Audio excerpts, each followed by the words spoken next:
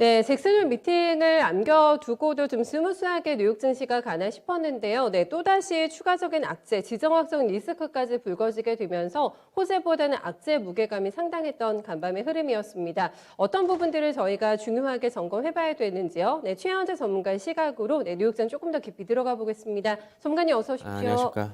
네, 안녕하세요. 간밤에 지금 오랜만에 한번 브레이크가 네, 조정이 나왔습니다. 포인트 먼저 좀 짚어주세요. 어제 3대 지수, 다우지수 같은 경우에 0.54% 하락했고, 나스닥 같은 경우에 0.64%, S&P 500 같은 경우에 0.58% 모두 하락을 했습니다. 지금 어제 보면은 부동산 업종을 제외한 뭐 거의 모든 업종이 전부 다 하락을 했는데요. 여행 관련주들이 조금 더 하락폭이 조금 있었습니다. 여행 관련주 뭐 카니발 같은 경우에 한 2%대 후반의 약세, 노르웨이지안 크루즈 같은 경우에도 2%대 약세를 기록했습니다. 어제 이제 GDP 2분기 GDP 성장률이 이제 발표가 됐는데요. 6.6%로 발표됐습니다. 시장 예상치는 6.7%인데 뭐 거의 뭐 근접을 했죠. 1분기에 6.3% 성장을 했고 2분기에 6.6% 성장을 했기 때문에 뭐 계속적으로 성장을 하고 있는 것으로 좀 보고 있습니다. 주간 실업보험 청구자 건수는 35만 3천 명으로 집계가 됐고요. 시장 예상치는 35만 명으로 지금 시장 예상치는 그렇게 나와 있습니다. 지금 EU에서 모더나의 백신의 이물질 혼입을 이제 조사 중인데요. 스페인에서 생산된 게 지금 약간 오염이 됐다, 뭐 좀 그렇게 보고 있습니다. 지금 일본도 지금 이물질 혼입으로 163만 회분의 이제 미사용 백신을 지금 사용을 중지한다, 접종을 보류하겠다, 좀 그렇게 나와 있습니다. 어제 그 또 테이퍼링에 대한 우려가 좀 불거졌죠. 캔자스시티 연은 총재, 그 다음에 세인트루이스 연은 총재, 그 다음에 댈러스 연은 총재 모두 테이퍼링을 실시해야 된다. 특히 세인트루이스 제임스 블러드 연은 총재 같은 경우에는 아주 강경하게 내년 3월까지 맞춰야 한다. 주택시장의 버블 우려가 좀 심하다. 이렇게 얘기하고 있습니다. 알겠습니다. 모더나가 노이즈가 참 많네요. 네, 우리나라에서도 마찬가지인데 이런 개별 재료들의 악재들도 있었고 시장 전반을 누를 만한 어떤 그런 거시적인 이슈들도 좀 많았던 하루였는데 어떤 것부터 봐야 될까요? GDP가 잠정치가 확정치는 아닙니다. 예상보다는 조금 덜 나왔어요. 속보치보다는 괜찮게 나왔는데 문제는 2분기가 아니라 이 성장이 조금 꺾이는 게 3분기에 굉장히 가속화될 거라는 게 문제인 거잖아요. 그런 시각이 얼마 전에 IB 쪽에서 발표가 되지 않았겠습니까? 네. 네, 이번 GDP 보시고 어떤 부분에 좀 착안하셨어요? 그러니까 이걸 지금 저는 봤을 때 지속적으로 계속 성장을 하고 있고 델타 변이의 우려도 2분기 후반서부터 조금 있었는데 별로 영향을 미치지 않고 계속 그게 정말 가시화가 돼서 딱 나타나는 거는 3분기인 거죠. 네, 델타 그런데 때문에. 예. 저는 그렇게 보고 있고요. 델타 변이 지금 미국에서는 그렇게 뭐 경제 지표에 영향을 아주 많이 줄 것 같지는 않습니다. 3분기도 네. 그렇고 네. 지속적으로 성장을 할 것이고요. 시장 예상 지금 GDP 6% 중반대의 성장은 미국 경제로 봐서는 뭐 지금 꺾여도 굉장히 많이 성장하는 것입니다. 좋은 수치죠. 예, 절대적으로. 그러니까 예. 그거는 뭐 잠재 성장이 훨씬 넘어가는 수치이기 때문에 네네. 그러니까 그거는 뭐 별다르게 저는 뭐 바로 꺾인다 뭐 그렇게 보고 있지는 않습니다. 얼마 전에 뱅크 오브 아메리카에서 굉장히 충격적인 수치를 내놨잖아요. 3분기 기존의 전망치가 7.0 성장이었는데 4.5 성장으로 완전히 꺾어버렸습니다. 이것 때문에 한번 좀 심리적인 발작이 있었는데 이거는 아직까지는 뱅크 오브 아메리카만의 시각으로 좀 봐야 된다는 예, 얘기신 그때 것 뱅크 같아요. 오브 아메리카랑 이제 골드만삭스 같은 경우도 거의 절반치로 줄였죠. 떨어뜨렸죠. 예, 예. 그러니까 3분기 저는 뭐 아직 그 예상치니까 좀 나오는 거 좀 지표 나오는 거 좀 봐야 될 것 같습니다. 네네. 예, 뭐 지금 나오지도 않았는데 물론 피크아웃에 대한 우려는 당연히 있습니다. 그런데 그렇게까지 절반까지 떨어뜨린다. 강도가, 예. 제가 봤을 때 3분기에도 5% 후반대의 GDP 성장률 기록할 것으로 저는 보고 있는데 그래서 일단 나와봐야지 알 것 같습니다. 그거. 알겠습니다. 섣불리 너무 걱정하지 말자. 이런 수치들에 너무 놀랄 필요는 없다라는 멘트로 좀 다독여 주신 것 같아요. 더 신경이 쓰였던 거는 여는 총재들의 발언이 잇따라서 폭탄 발언이 계속 나와가지고 테이퍼링 하자 이런 분위기던데요. 간만에 네. 보니까 빨리 해야 된다. 예. 예. 그러니까 그동안에는 시장의 불안을 좀 잠재우기 위해서 좀 립 서비스를 했죠. 이제 잭슨홀 미팅 앞두고 네. 제가 이제 앵커님 잠시 자리 비우셨을 때 얘기했는데 그 립 서비스다. 시장에 대한 우려를 불식시키기 위한 일단은 잭슨홀 미팅 앞두고 립 서비스니까 뭐 신경 쓰지 말아야 한다. 테이퍼링은 예정대로 할 것이고 잭슨홀 미팅에서도 얘기가 좀 강하게 나올 것이다라고 저는 계속 얘기를 했고요. 뭐 이제 막상 내일 오늘이죠. 오늘 이제 테이퍼링에 대한 이슈가 또 불거진 거는 잭슨홀 미팅 앞두고 당연한 것으로 저는 보고 있고요. 근데 이제 저는 제임스 블러드 세인트루이스 연은 총재 같은 경우에는 굉장히 강하게 내년 3월까지 종료해야 된다. 저는 이 내용이 이 발언이 저는 어느 정도 좀 근거가 있다고 보고 있습니다. 아, 왜냐하면은 네네. 이게 우리나라 시장 같은 경우에 전 세계적으로 한 6개월 정도 선행을 하고 있거든요. 아는 분들은 아시는 거고 모르는 분들은 모르는데 우리나라 시장이 굉장히 변동성이 크지요. 좋게 나쁘게 말하면 변동성이 큰 거고 좋게 말하면 굉장히 좀 다이내믹한데 우리나라가 지금 어제 이제 금리 인상을 하지 않았습니까? 예상하신 대로요. 네. 그런데 이제 미국 같은 경우는 3월에 테이퍼링 종료하면은 뭐 4월서부터는 금리 인상 하겠다는 신호거든요. 그러면 4월부터요? 내년? 끝나는 바로 예, 끝나는 예. 테이퍼링 종료하는 시점입니다. 네. 그러면은 제가 예상한 게 뭐 한 8월, 9월에 9월이셨잖아요. 9월에 네. 금리 인상을 하겠다 그러는데 앞당겨졌다. 네. 그럼 우리나라가 지금 미국서부터 지금 6개월 후가 보면은 3월, 4월이란 말이에요. 네. 미국 시장 네. 보면은 내년.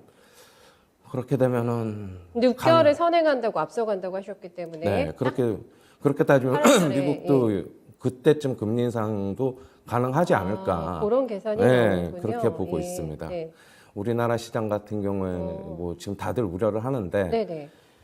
어제 금통위에서 금리 인상을 했는데 자산 시장의 결국에 대한 버블 아니겠습니까? 그렇죠. 뭐 주식 시장이든 부동산 시장이든 특히 부동산 시장. 그렇죠. 뭐 대부분 다 우리나라 시장의 연착륙을 기대를 하는데 네네네. 저는 한번 묻고 싶어요. 우리나라 시장이 여태까지 자산 시장이 연착륙한 적이 있었는지 있었으면 저한테 좀 알려주시기를. 그렇기 때문에 저는 네. 연착륙에 대한 거는 크게 기대를 안 하고 있습니다. 알겠어요.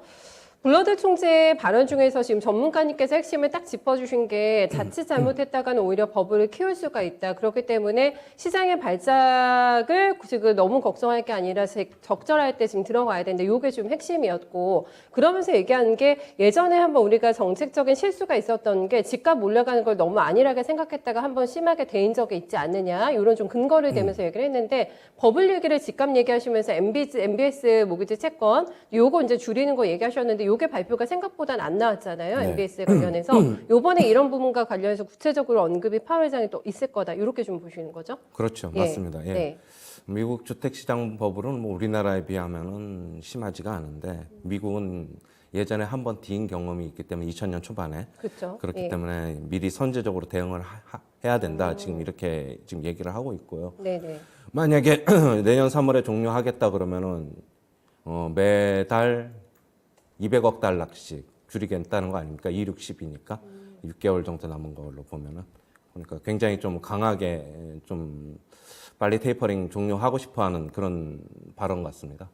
알겠습니다. 처음에는 이제 분위기가 립 서비스로 가다가 막상 잭슨 미팅 일자가 다가오니까 이제는 여는 총재들이 뭐라고 해야 될까요? 뭐 굉장히 솔직하게 과감하게 테이퍼링에 대해서 언급을 했고 그리고 저희가 이제 약간 마사지가 된 이후에 이제 8월 회장의 멘트를 듣게 되는 거잖아요.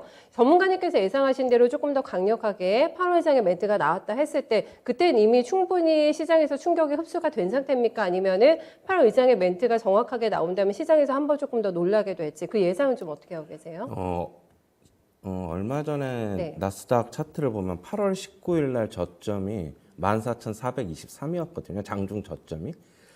저는 거기까지도 보고 있습니다. 그거 테스트 할 것이다. 박스권 하단, 예, 예. 거기서 더 밑으로 갈지, 거기 지지를 받을지는 그때 봐야 할 것 같고요. 네, 네.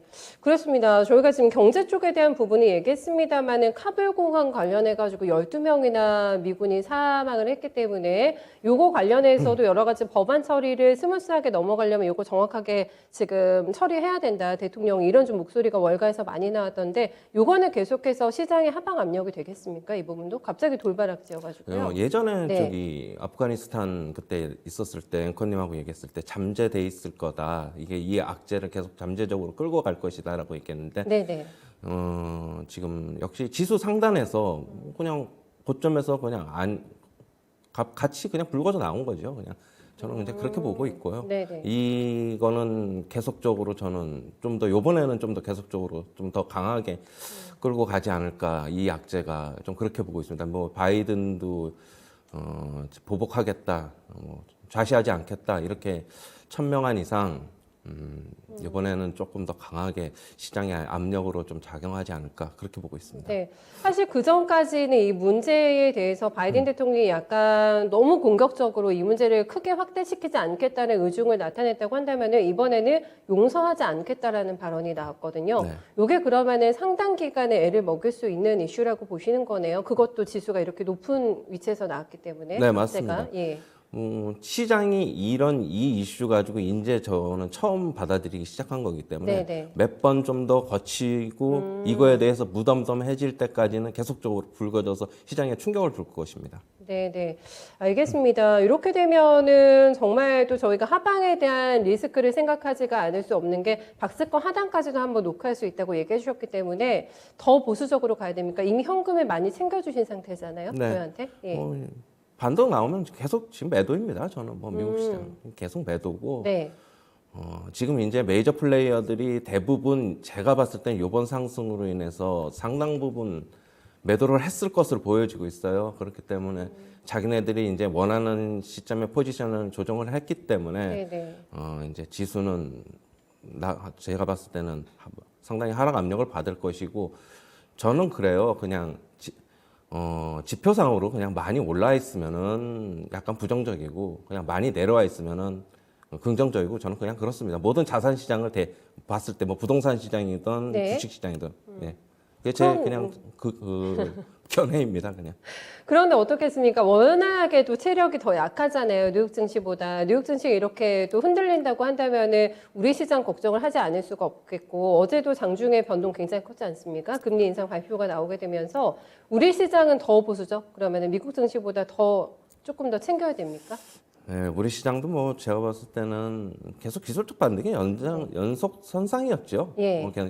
그렇기 때문에 항상 얘기했는데 현금 챙기고 일부 사고 해서 현금 많이 챙겨놓자 50% 60%까지 뭐 극단적일 경우에는 뭐 70%까지도 얘기한 적이 있었는데 이번에 상당 부분 좀 현금을 챙기셨던 분들은 좀 괜찮을 것 같고 그렇죠. 예 아니면은 뭐 지금 오늘이라도 뭐 시세가 개별 종목으로 좀 나오면은 현금 챙겨야 될 것으로 보고 있습니다. 금리 인상과 관련해서는 요거는 한번 들어가 봐도 괜찮다 보이는 거 있으세요? 조금 시장에 약간의 뭐 포트 우리나라 조정이 시장. 있을 것 같아가지고 우리나라 우리 시장만. 시장. 예. 은행주죠. 뭐 은행주. 결국에는 금리 인상 모멘텀을 계속적으로 갖고 가는 요번이 끝나는 게 아니기 때문에 예. 그렇기 때문에 은행주. 그리고 나머지 업종 같은 경우에는 우리나라 업종 같은 경우에는 전체적으로 영향을 받는다고 보기 때문에 뭐 경기 민감주를 좋다고 보는 측도 있는데 저는 그렇게는 안 보고 그냥 조금 더 상대적으로 나올 수는 있지만 전체적으로 같이 조정받을 거다 저는 그렇게 보고 있습니다. 얼마 전에 보니까 음식료도 좋게 보시는 것 같은데 그것도 괜찮아요? 방어 가능합니까? 시장 방어? 음식료? CJ제일제당이나 네. 농심 차트를 보시면 제가 네. 뭐 지금 차트는 안 띄워놓겠지만은 지수 하락할 때 같이 하락했습니다. 별로 의미가 없을 것으로 보고 있습니다. 알겠어요. 은행주 정도 네. 그리고 현금. 네, 지금 가장 좋은 선택이 될 것 같다라는 해안 남겨주셨네요. 네, 말씀 잘 들었습니다. 고맙습니다. 감사합니다.